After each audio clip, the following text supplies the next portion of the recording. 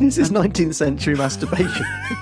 I shall see you in the drawing room for some mutual masturbation, Mr. Falsworthy. Shall we just now leave the women folk on their own with the port, and we'll take our cigars and penises? Retire to the drawing room for some onanism.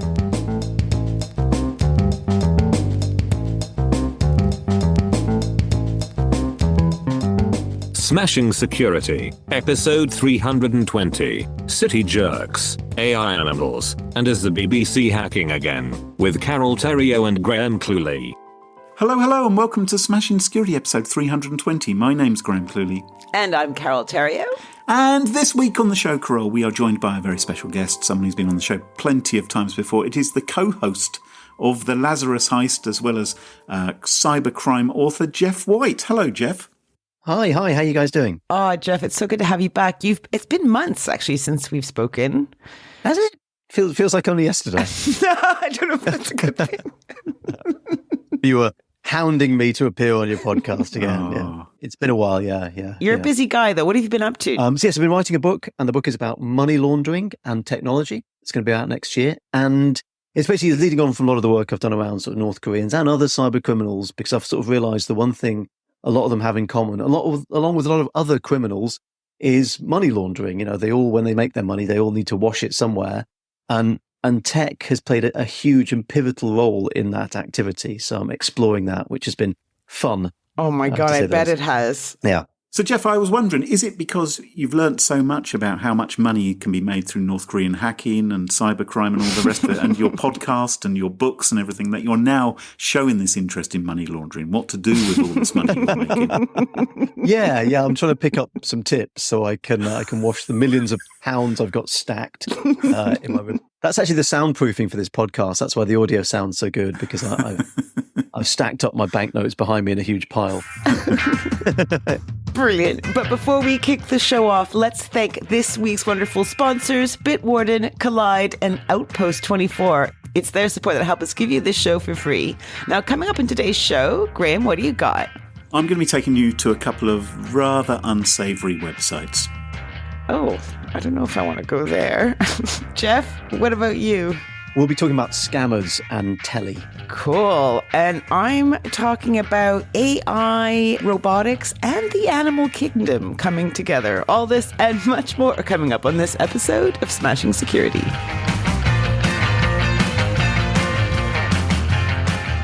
Now, chums, you remember, of course, Ashley Madison, the popular adultery website hacked back in 2015. So long ago now, but it seems like yesterday. Blast from the past, yeah. Was it not made popular because it got hacked? I think that certainly made it a household name, didn't it? Yeah. Previous to that, if you did hear about Ashley Madison in your household, then that wasn't necessarily good news. But suddenly it was being mentioned in the mainstream newspapers, on the TV, after the Impact team, a hacking gang, demanded that it got shut down, and some of its sister sites, Cougar Life and Established Men and some other great reputable sites. Yeah, absolutely. And there was a huge furore about it because the database was being shared publicly. Just to chime in, the sites you mentioned there, it's interesting. Ashley Madison they went after, but you're right, there were two other sites, Established Men and Cougar Life. Established Men was for older men looking for younger women, and Cougar Life was older women looking for younger men. They demanded the closure of Ashley Madison and Established Men, but I think they were okay with Cougar Life. As I remember, I don't think they wanted. They That's had no one problem. I own secretly, so we'll leave that one alone. Yeah. So I had to chime in there because as soon as you mentioned those names, I remembered that was the case. All of them, as far as I know, are still operating. Ashley Madison claimed to go from one success to another. And I remember when I visited their website once, purely for research, they said, as seen on Channel 4 and ITN and in the financial. It's like, well, yeah, of course you have been. So anyway, the database which was stolen from Ashley Madison of people who were looking to commit adultery, looking for someone to hang up with, even though they were in relationships, that was shared publicly. I just bet a lot of them actually aren't committing adultery. They're just pretending to commit adultery. They're actually just single. Right. Well, anyway. that certainly is possible. And of course, it did turn out there were a lot of fembots up there as well. So Ashley Madison claimed if you did create an account on there, you'd very quickly get a message from a woman someone claiming to be a woman at least saying, oh, maybe we can chat. All you have to do is pay $15 to sign up for the VIP membership. And it turned out that a lot of that was actually automated. But anyway, this database of users leaked onto the internet, and websites sprung up which made it easy for anybody to search for their partner, their boss, their neighbour, their politician to see if they were a member of the site. Pretty embarrassing for those millions and millions of Ashley Madison users who are affected. They did it on air, didn't they, on a radio station in Australia? Live on air. It's amazing, isn't it? Yeah, it was incredibly contentious, that stuff. And they didn't properly verify people's identities, so you could create an account claiming to be Tony Blair at Downing Street or something like that, and bing, bing, bing. Is that the most exciting person you can think of? Really? It's Tony Blair? He's a pretty sexy man. Toadster? Really? Really? Wow. Who would you want to see on the Ashley Madison database then, Carole? Go on. This will be revealing. I think, Carole, who would you like? Lionel Richie? I mean, who would you be looking for? Jeff Goldblum, obviously. Oh, Geoff. Okay. Well, if you thought that Ashley Madison was pretty not safe for work, I've got some news for you. I'm totally wrong. No. Safe. Government employees are encouraged to install this app.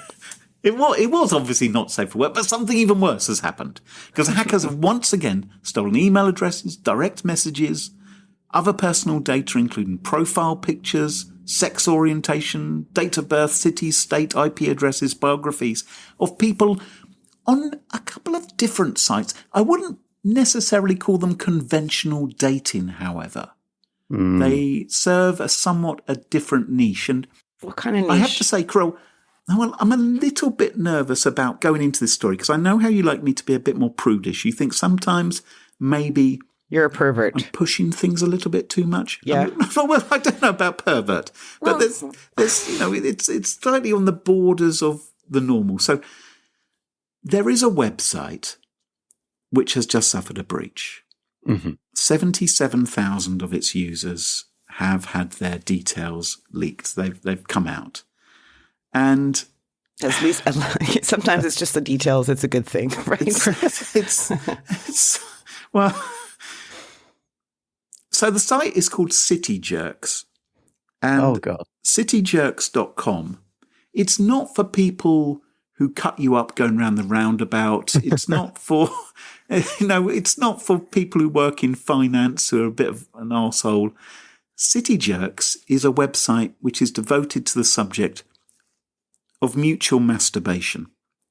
So the way in which it sells itself is if you are in a relationship and you don't want your relationship to go sour, but things are getting a little bit dull, to prevent you... Go wank with a friend. Okay. Wanking with friends would have been a better... Wanking with friends, the website for you. Yeah. We've had words with friends. This is wank with friends. Yeah, and then you can feel totally, angelic that you haven't cheated. Technically cheated, yeah. Is this on Zoom or something? Is this... I think those sort of details are really up to the individual users. Oh, right. Sorry, I haven't looked into it. I'm sorry. If you did exchange details, maybe you could have a video link up. But I think from my browsing of the site, can I say, with a VPN, through a private browser window, from my browsing of the site, it does appear that there are all kinds of sub-communities on cityjerks.com, depending on what your particular thing you're looking for. Some people do go for in-life meetups, where I think they go into a drawing room, a group of them, and they jerk off together. Room. This is 19th century masturbation. I shall see you in the drawing room. This is mutual masturbation, Mr. Fosworthy. Shall we just now leave the women folk on their own with the port, and we'll take our cigars Retire and penises. to the drawing room for some onanism. They would call it onanism as well. Onanism in the drawing room. Yeah. Just okay. So I'm trying to let's get out of the gutter. Okay, of course we are. Or the drawing room. Sorry. So yes, so some people meet in person. Some people maybe do it on the phone. Maybe some people do it on email. I don't know. Saying, okay, I'm having a tug now, and the other one replies back to you. Okay. I don't know exactly what's happening. But anyway, the fact is that these details have come out, right, regarding this site. Now, this is obviously quite embarrassing for these individuals. Yeah, you wouldn't have a business card, would you? Well, Hi, CEO, City Jerk. Right. No. It turns out the City Jerk empire doesn't stop at jerking off, because they have a sister site which has also been breached. Oh, God. Now, I'm somewhat less comfortable naming this site than the previous one. Maybe you'd like to guess what this other site might be called. So we've had City Jerks. Guess the sexual activity. Guess the sexual activity. Yes, that's exactly what we're doing. Yeah, we'll have some quiz music. Okay, so the first one. No, we're not playing, Graham. We're not The person who gets closest wins, all right? You're on your own. Let's open this up. Geoff. Oh, drop me in it. Right. Well, how about farm frottery then in that case? People who like to hang out on farms and rub themselves against things. That's my guess. Come on, off the top of my hat, that's pretty good. You've got to admit. Yeah, very good. Almost a viable business. Carole, do you have any suggestions? An obsession with large monuments. Oh, okay, right. So, maybe someone who, for instance, is going to, trifle around with the Eiffel Tower or something like that. Exactly. Right, okay. Neither of those, no. I think maybe what you're not thinking of is truckersucker.com. Oh, God. Please, it's not funny. Who comes up with the names? Serious data. Well, I think they're geniuses. Truckersucker is the online social home and dating I think I know. Yeah, which you guessed what? I think I've guessed. I think I got it. For real truckers, it says, and real men.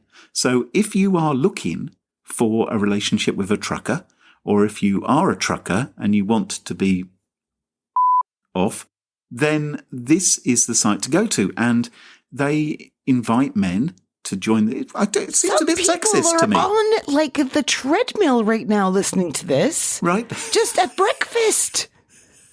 Well, the thing is, these users are encouraged, they're told actually under the terms of the membership, and by the way, you can pay up to $20 a month for membership of these sites. They ask you to upload photographs, not of anything rude, of your face. And they say it has to be your full face, no mask, no cartoon images. No deep fakes.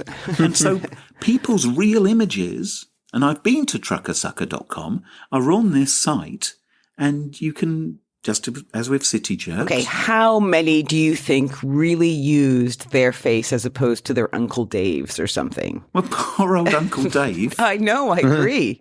And I wonder as well, what email address are they logging in with? Because it's an interesting question, isn't it? If you are going to join City Jerks, for instance, do you use your personal Hotmail address, which maybe your wife can log into, or do you use your work email address, your government email address instead?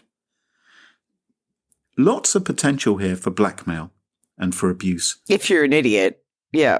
Yes, obviously. But people will, I suspect, be using these details. And according to Troy Hunt, who of course runs the Have I Been Boned website, he's saying that the encryption used on the passwords was really monumentally weak, and so it's likely it will be cracked. And those passwords, if you're using the same password for City Jerks as you're using for your, I don't know, as you're using for your bank, as you're using for your Amazon, as you're using for your work account, all kinds of calamity could be taking place. It bugs me though, because like I had a friend over on this weekend. She's in dating, right? And she just went to a brand new dating site. So she tried all the big ones and she said she didn't like it. So she's gone for one. She's she's curvy, right? She's a curvy girl. Okay. And so she's gone for a dating kind of site that is bespoke for that. So like if you like curvy women, come here. You like curvy people, come here. And she says it's like, like it's fantastic. She's like dating left, right, and center and having the time of her life.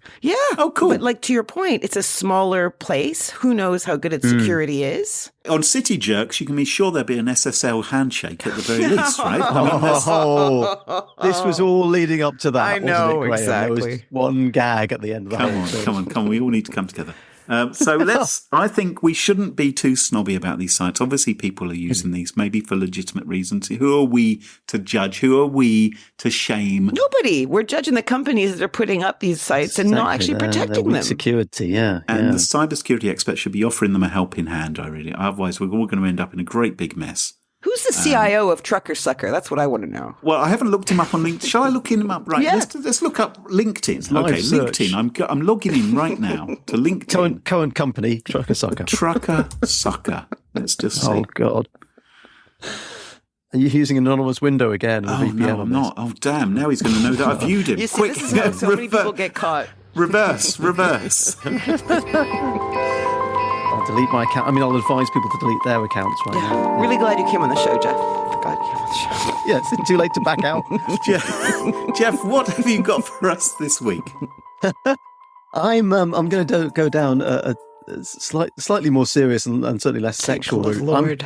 I'm going to be talking about a BBC program called Scam Interceptors.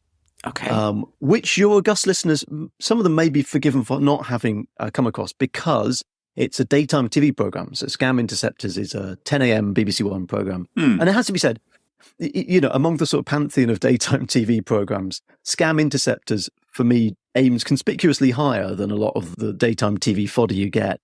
The idea is it's about, as the name suggests, scammers, internet scammers who make these scam phone calls and try and trick people into paying money or their credit card details or installing software in some cases, all those types of scams. And I will say, I just want to set at the beginning, I have conflicted feelings about this. So I'll try and make that clear as I go along. Okay. I am no friend of the scammers, as anyone who's followed my career will know. I have covered, multiple instances of venal fraudsters, and these people are horrible. There is a certain level of hell reserved for people who phone up, particularly older people. They seem to target older people and trick them out of their money and actually listen to the person on the other end, in some cases crying. I think you are a person who's dead inside if you do that. So I've got no friend of these people. However, I have got some concerns about the program and sort of the way it's done because they are intercepting these calls as they happen and these communications as they happen. So the scammers will phone a victim. The TV crew, the people in the program, intercept these calls, listen to them, and then try and contact the victims and say, hey, that guy you just had on who said he was from HSBC or that woman who said she was at Amazon, these are fakers, they're scammers, please don't pay them. And in some cases, they try and actually terminate the scammer's call and interfere and cut them off. As I can see on my system that you're looking for a loan amount of £1,000 for 2 years with a monthly installment £70 a month, right? Okay, I'm calling her now. Okay, no problem. As we're trying to intercept, the first scammer has handed the call over to a more experienced colleague. So give me 1 minute only. I'm doing some legal formalities. I'm making a file over here. He'll be a closer, the person who takes the payment for the fake loan. Please. So the scammer's now taking her through the final stages of this. Just give me 1 minute. She's not answered. So if we can't get through to this woman, she's going to pay out right now.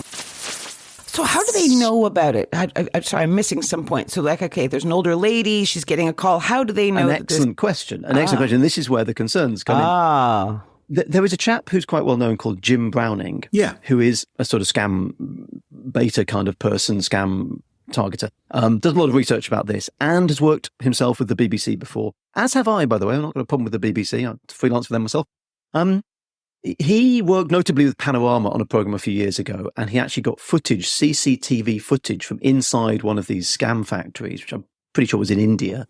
Yeah. And this became a program Panorama made about inside the scam factory, etc. Now, again, perhaps I didn't read the right article, but I couldn't quite figure out how that access had been gained to that CCTV. This program is again working with Jim Browning, which, by the way, isn't his real name, to basically penetrate these kind of scam exercises and scam, factories that are operating. And that's how they're able to work out who they're phoning and to intercept those calls and apparently sometimes hang up on them. Don't get me wrong, I'm not a fan of the scammers' work, but I'm also cagey about how this access is being gained and yeah. The BBC are incredibly risk averse, and I say that as I say somebody's worked for them, so I can't believe they haven't gone through all the right processes. But I don't know, is it just me who's thinking a bit like, I'm not sure about this, how's that? Interested in your thoughts. I think you're right, because it's basically the TV program which has made the decision, well, this kind of crime is okay to commit, because chances are this is happening because in some fashion the systems being run by these Indian call centres have been compromised. Yes. And so they're able to find out who's been called and listen in on the calls and cause mischief and so forth. Now, so that sounds like hacking to me, doesn't it? And if you start hacking into scam companies and scam call centers, there's the potential that you are damaging evidence which police could be gathering against those criminal groups because you're compromising the situation, as well as, of course, committing a crime yourself. It doesn't purely for entertainment, or is this really, I don't know, spreading the word? I haven't seen the program, so I don't know. But what are the people? Are they mostly older victims, or it's a variety? It's a variety. In fairness, the new season of this started yesterday, so I've watched a couple of programs from the previous one. I've never watched it. I'm going to watch it. I'm not a normal TV. I love TV, but I just tend not to do it in the day. When I say it's daytime TV, it is on iPlayer, so you can watch it at any time. This has now become work for me, so I can watch this tomorrow morning. Look, there are possible answers to this. It may be that there is a way to, lawfully intercept this kind of, because it does seem to be interception, lawfully do that. I'm sort of struggling to kind of think how that would be, but it could be there is a way of doing that. And actually, to answer your question, Graham, part of the point of the series is they say, look, we've tried to tell the police in countries like, for example, India, where some of this is based, and they haven't done anything about it. That's true. And let's face it, police in the UK are overwhelmed. So perhaps that's how they'd argue and say, look, we would report it to the police if we think they'd do anything about it. And in a way, that's what makes it great TV. It is on the borderline of quite contentious issues. But I just thought I'd bring it up because I was interested to hear what you guys think of it. And your listeners can go away and have a look at it and see where they think. I'm definitely going to watch it. It does make me feel uncomfortable. And there are things which I know the BBC have done in the past as well. Years ago, BBC Click, which is their technology spot, if I recall correctly, they compromised a botnet and then they did something with the botnet to prove their point. And it was like, well, hang on, you're using other people's computers without their permission. We're not saying that the crime isn't taking place, which is being run by criminals, but what you're doing as well hasn't really, they didn't really step carefully enough about it. And I didn't really like what they did there. And sometimes they're doing things to make an impressive TV program, I think, without necessarily thinking of all this. Who are we to judge if this is better than not doing anything? This is the thing. I think without watching it, nothing. No, you can't. I recommend people have a watch of it, and I'm sending viewers their way, which I'm happy to do for the purposes of judging this kind of thing. Have a watch of it, see what you think. But I just think it's an interesting debate, and it's one I think needs to be had. Whichever side you come down of it, you just have to think about what you're happy with and what you're comfortable with. Interesting. If we really don't like what these scammers are doing and we're capable of intercepting their phone calls, couldn't we play the latest episode of ITV's Loose Women at them down the phone, or maybe the Piers Morgan on his YouTube channel, something like that? Let's really make life hell for the scammers. Just Baby Shark over and over again. Baby Shark. Now that I would tune into. I would love to watch that. Just play them Baby Shark. Hacked your phone, hacked your phone, Carole, what story have you got for us this week? So robotics, right? Specifically AI and robotics together. It's a pretty exciting field right now. And I thought we could talk about how animals, other than humans, and AI-powered robotics are intersecting. It's not something I've ever covered before in the 319 odd shows that I've done, which is saying something, isn't it? Yes. Although I don't think you've covered anything like Trucker Sucker, so. No, I've actually covered quite a lot of stories like that, to my shame. Let's be honest. Every time I've been on, from what I've seen, So I've narrowed my story down to two pieces of academic research where these two worlds collide in interesting ways. And the first kind of animal-robot research I want to introduce. Actually, I'm just going to start with a quote of the Science Daily article from last week. So it starts, human and horses have enjoyed a strong working relationship for nearly 10,000 years. Okay, a partnership that has transformed how food was produced, people were transported, and even how wars were fought and won. And the question is, can these age-old interactions between people and their horses teach us something about building robots designed to improve our lives? No, they can't. That's my quick answer. University of Florida says yes. Well, the answer is yes. Oh, okay. Right, okay. good. Yeah. But we have a few findings, and I'm interested in your thoughts on it.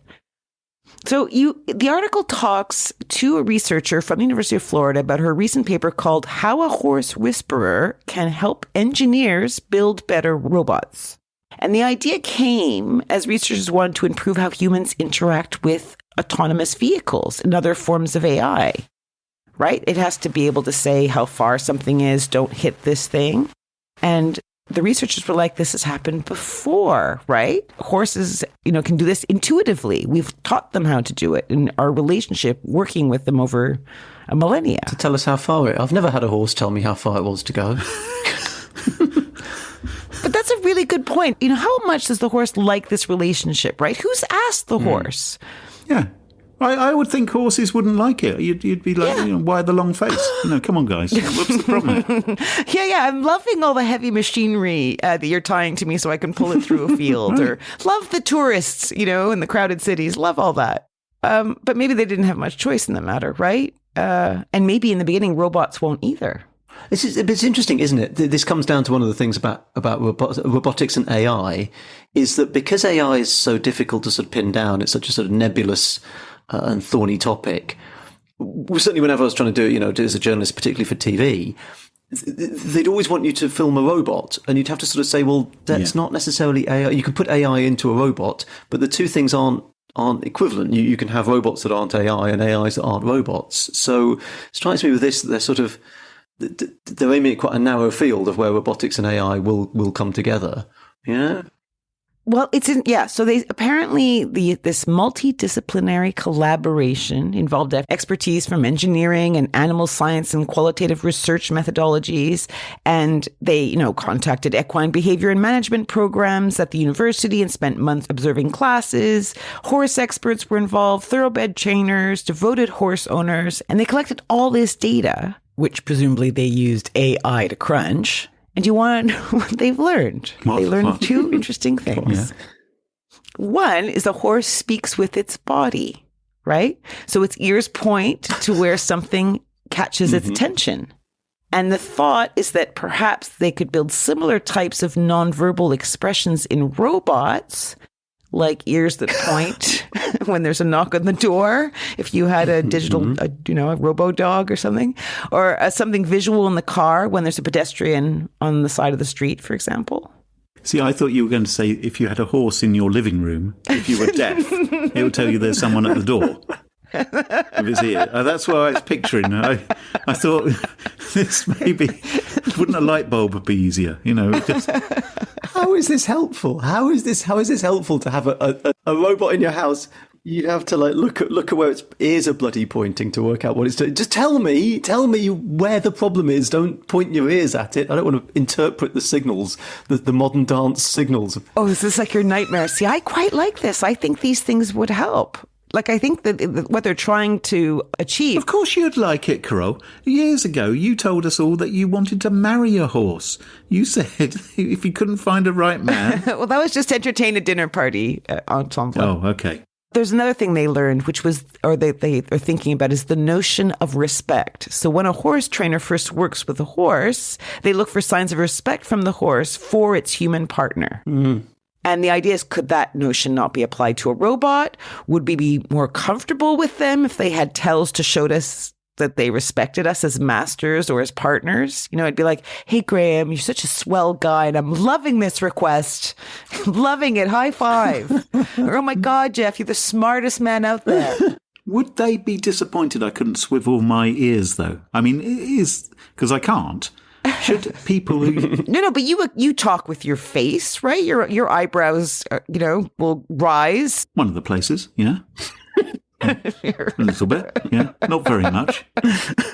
Well, I have another case study, and I'm going to flip this whole notion of animals helping us with robots on its head and look at how AI robots are helping us better understand animals.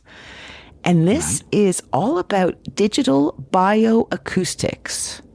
Okay, this is from an article in Scientific American. The concept relies on a very small, portable, lightweight digital recorder, which are like miniature microphones that scientists are installing everywhere from the Arctic to the Amazon.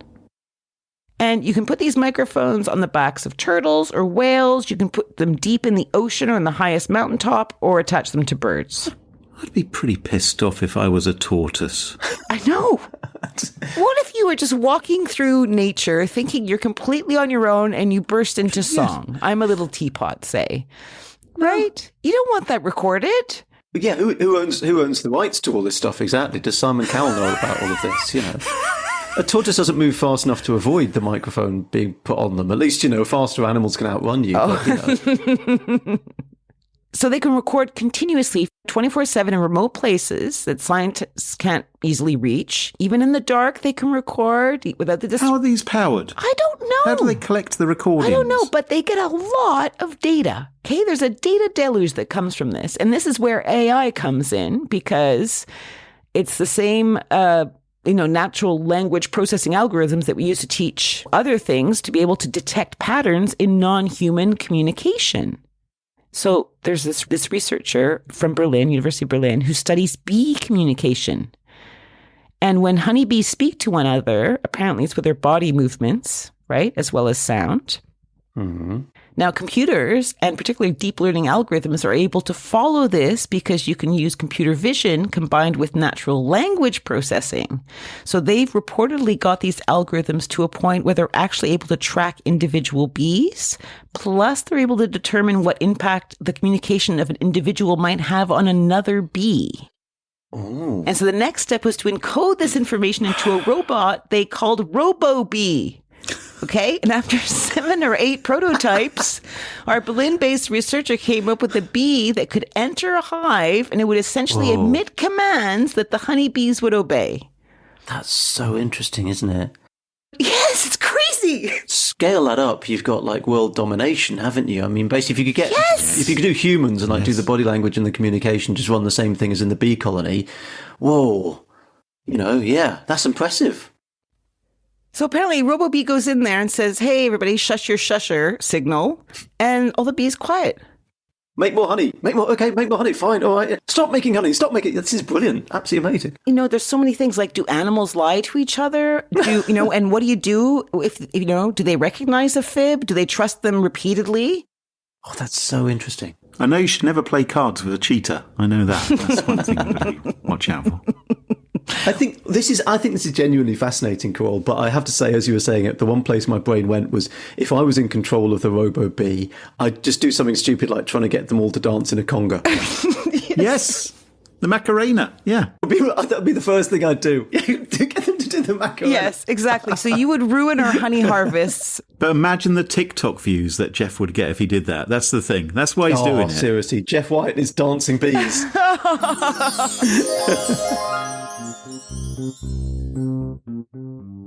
This week's sponsor, Outpost 24, delivers smarter cyber risk management, making it easy to identify security gaps in your attack surface and prioritize the vulnerabilities that matter. With Outpost 24, you get the most complete view of your attack surface and threats targeting your organization, helping your security team understand what's real, what's dangerous, and what's important to fix in the environment right now. Application security, vulnerability management, cyber threat intelligence, they've got it all covered. They can even protect your remote workforce and critical data by blocking weak and almost already compromised passwords. Sign up for a free attack surface assessment from Outpost 24. Get insights into exposed domains and web applications, leaked credentials, and more. Sign up for your free attack surface assessment at smashingsecurity.com/outpost24. That's smashingsecurity.com/outpost24. Now, there's some big news from our sponsor, Collide. If you are an Okta user, they can get your entire fleet up to 100% compliant. How do they do that, you're asking yourself? Well, if a device isn't compliant, the user can't log into your cloud apps until they fix the problem. It's that simple. Collide patches one of the major holes in zero trust architecture, which is device compliance. Without Collide, IT struggles to solve basic problems like keeping everyone's OS and browser up to date. Unsecured devices are logging into your company's apps because there's nothing there to stop them. Collide is the only device trust solution that enforces compliance as part of authentication, and it's built to work seamlessly with Okta. The moment Collide's agent detects a problem, it alerts the user and gives them instructions on how to fix it. If they don't fix the problem within a set time, they are blocked. Collide means fewer support tickets, less frustration, and most importantly, 100% fleet compliance. Visit collide.com/smashing to learn more or to book a demo. That's KOLIDE.com/smashing. Smashing Security listeners, did you know that Bitwarden is the only open source cross-platform password manager that can be used at home, on the go, or at work? Bitwarden's password manager securely stores credentials spanning across personal and business worlds, and every Bitwarden account begins with the creation of a personal vault, which allows you to store all your personal credentials. These are unique and secure passwords for every single account you access. And it's easy to set up. It's easy to use. I honestly love Bitwarden. I use it at home, use it at work, use it on the go. Get started with a free trial of a Teams or Enterprise plan at bitwarden.com/smashing. Or you can even try it for free across devices as an individual user. Check it out at bitwarden.com/smashing. And thanks to Bitwarden for sponsoring the show. And welcome back. And you join us at our favourite part of the show, the part of the show that we like to call Pick of the Week. Pick of the week. Pick of the week. Pick of the Week is the part of the show where everyone chooses something they like. Could be a funny story, a book that they've read, a TV show, a movie, a record, a podcast, a website, or an app. Whatever they wish. Doesn't have to be security related necessarily. Better not be. Well, my pick of the week this week is not security related. My pick of the week was spurred by a listener. A listener got in touch with me. His name is Randall Stanley. Thank you, Randall. And he suggested this topic. Now, we were talking about singing tortoises just now in the Amazon or whatever. Thinking of singing tortoises, Paul McCartney. Obviously these days, Why do you looks call a him a bit like tortoise? Well, because, you know, obviously I'm a huge fan of the Beatles, right? But I also recognise that Paul McCartney is 80 years old or 81 years old. He's getting on a bit. Is he younger than Biden or older? Good question. I think he's about the same. Anyway, whatever. He's old. He's an old geezer. And his voice is not that great. A couple of years ago, Paul McCartney, he's not putting his face on the front of his LP covers anymore. He tends not to appear in his videos. A couple of years ago, they actually made a deep fake video with a 1965 version of Paul McCartney rather than the old crotchety one, probably to appeal more to the kids. He made this video with Beck. Anyway, having done that, I discovered that in the last few weeks, something extraordinary has been happening with music and, dare I say it, Carole, AI as well. Oh, yes. Is this like the Drake thing? What's the Drake thing? There's basically a rap duet that was done, and one included a rapper, and the other one was an AI of another very famous rapper. Oh. And it made it to #1 before everyone started freaking out and taking it offline. So it was removed from TikTok, removed from YouTube, removed from everywhere. And there's a big argument about copyright now. Like, do you own your sound of your voice? I was going to say, did they not have the consent of the person who they AI'd? Oh, gosh, interesting. You are so cool, Carole, knowing all this. I knew nothing about this. All I knew was Francis Drake and the Armada. Didn't know anything about all this other music stuff that's going on. Anyway, someone has been using AI to enhance songs or create new versions of songs. And, for instance, they have taken thousands of samples of Paul McCartney singing, and they're using it to get him to sing other songs. So I have, for instance, I've listened to Paul McCartney singing Goodbye Yellow Brick Road by Elton John, and it's McCartney singing it. Oh, wow. Well, I'll tell you one which I was really impressed by. Paul McCartney put out a song called I Don't Know 4 years ago at the age of 76, and it's all right, it's okay song, but he sounds like an old man. What they did with AI was they got a Paul McCartney in his 1930s. 1930s? Yeah, which is obviously when he was only 20, Paul McCartney in his 30s to sing it. So they've redone the entire vocal track with a young Paul McCartney. And so you think, oh, this is a much better song than I ever realised. Now it's actually been sung properly. I also heard there have been some songs. There was a song which has also been released, which was a Paul McCartney song, which has now been augmented with John Lennon singing the middle eight. And in these situations, the guy is saying, this is AI generated. This is me just having fun and trying to produce cool stuff. Yes. It's all up front. It's all open. And no doubt, money's being made. The lawyers are going to jump on this from a great height and stop it. But I'm really impressed. I also heard a Paul McCartney singing God Only Knows by the Beatles, by the Beach Boys.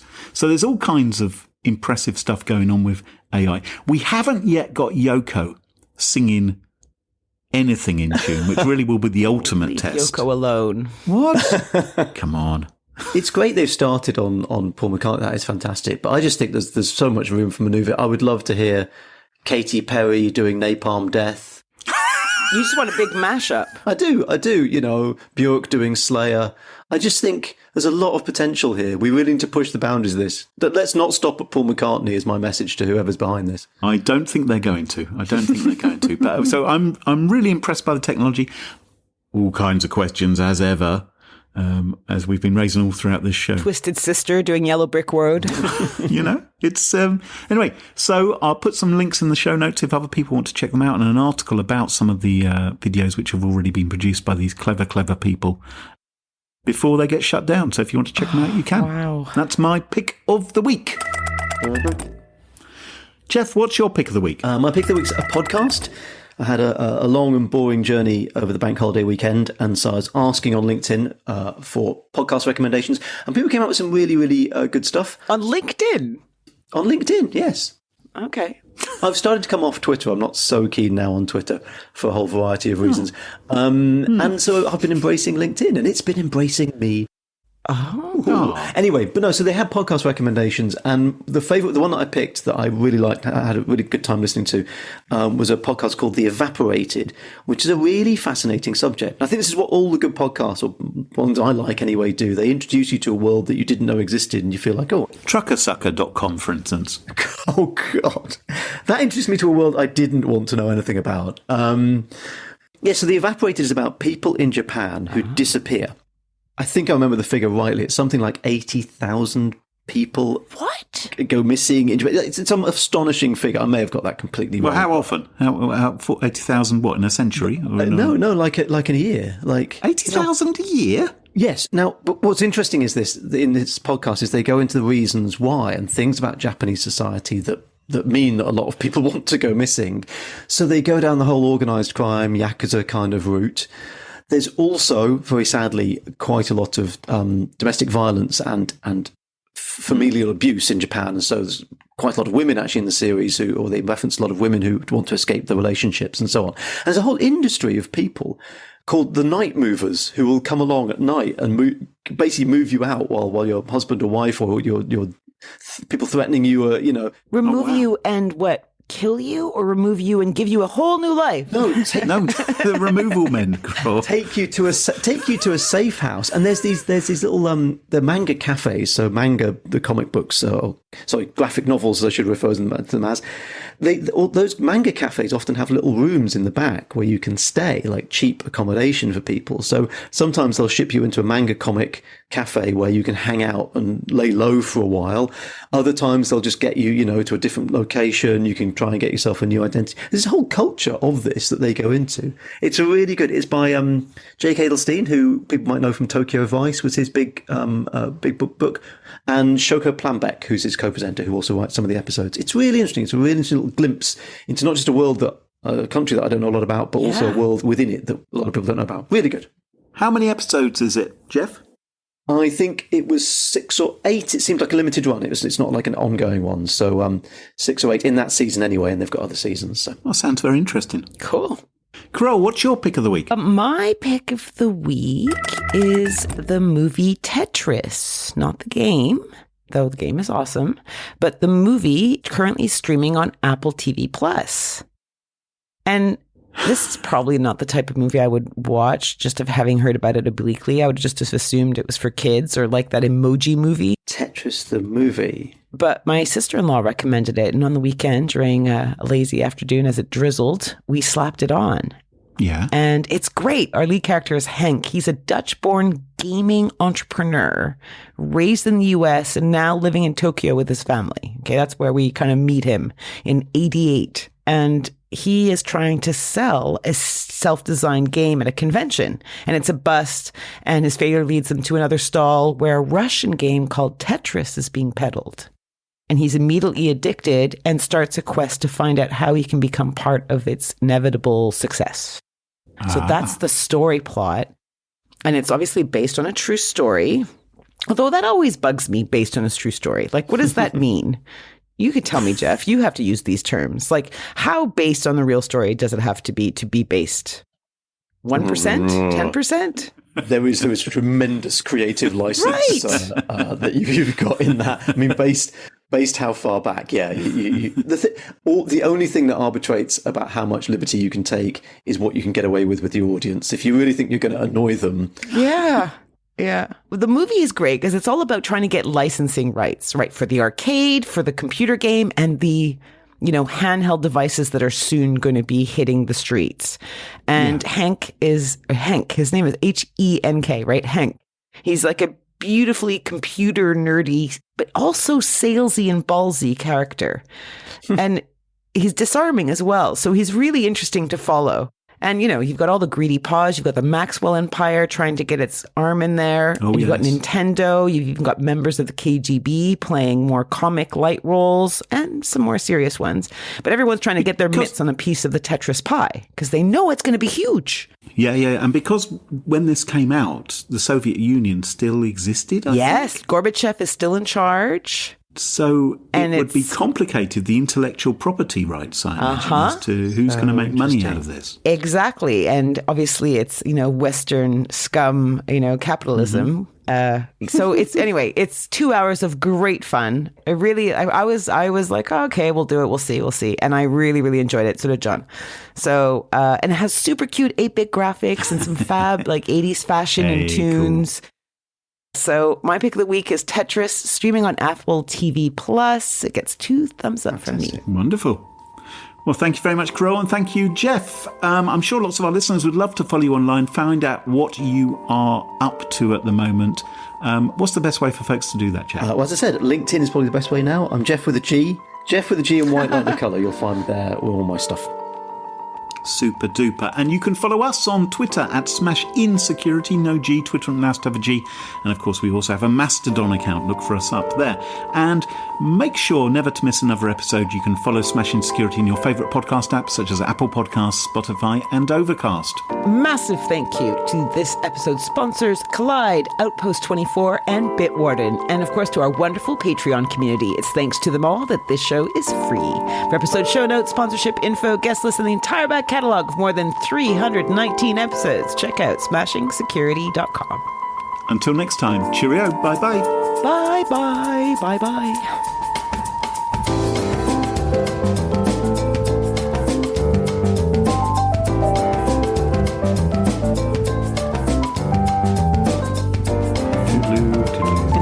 Thank you very much, Geoff. No problem. We always get some interesting tips and interesting stories from you guys. It's good. Well, I'm interested in this Scam Interceptors show. That certainly sounds interesting. I mean, the Jim Browning videos in the past have been extraordinary sometimes. They have, but like I say, it's just this thing. I suspect the reason we don't know how they do it is because they don't want to tell us how they did it. But on the other hand, that does leave open the fact of, well, are you hacking? And like I say, I'm pretty sure the BBC's lawyer's answer would be no, but it does raise this whole thing of like, it makes other people say, oh, well, it'd be fine to do it because they're doing